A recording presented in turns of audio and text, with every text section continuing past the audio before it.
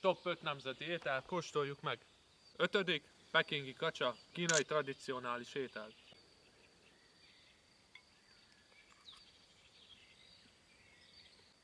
Amúgy ez nagyon jó.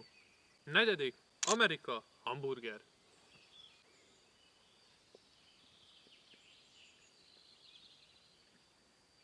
Hát milyen legyen egy hamburger? Hát jó.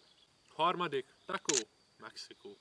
Hozzá akarom tenni, hogy én még a tacót soha nem kóstoltam meg, tehát most nagyon kíváncsi vagyok, hogy ez milyen lesz.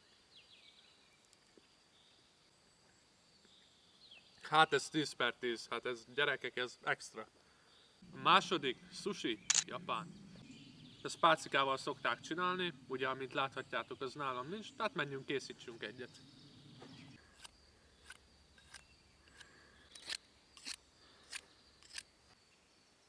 A pálcika elkészült, amint láthatjátok. Azt tudni kell, hogy most próbálom ki először a sushit, tehát nem tudom, hogy kell lenni, meg hogy milyen íze van, de most kiderül.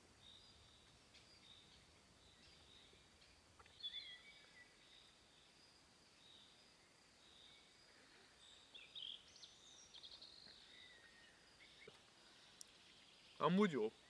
Első pizza, Olaszország.